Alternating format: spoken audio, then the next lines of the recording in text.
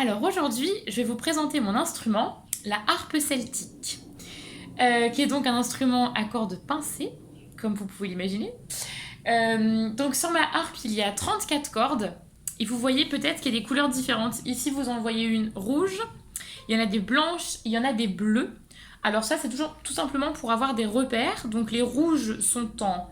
les do sont en rouge, les fa sont en bleu. Et ensuite, il suffit de calculer. Donc do, ré, mi, fa, sol, la, si, do, etc. etc. Voilà, donc les graves sont des cordes plus longues et qui sonnent donc plus graves. Et plus ça va, plus les cordes sont petites et sonnent aiguës.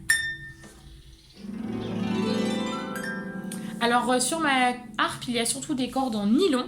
Il y a quelques cordes en métal dans les graves.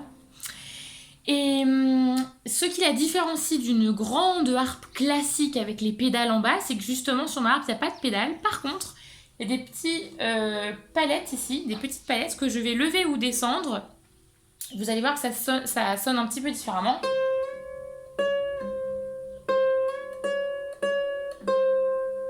Donc en fait, ça va bouger, pour les connaisseurs, d'un demi-ton.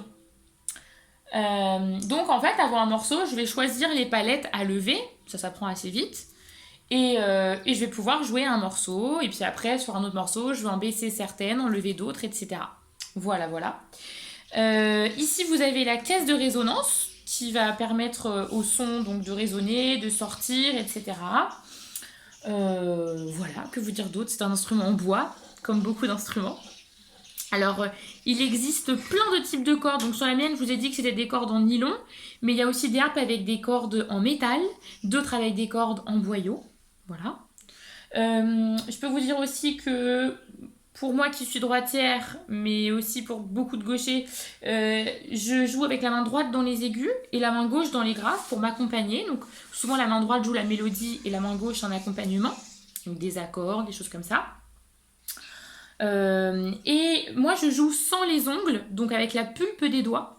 Mais il y a aussi beaucoup de harpistes, et avant je jouais aussi avec les ongles. Ça donne un autre son, un peu plus percussif.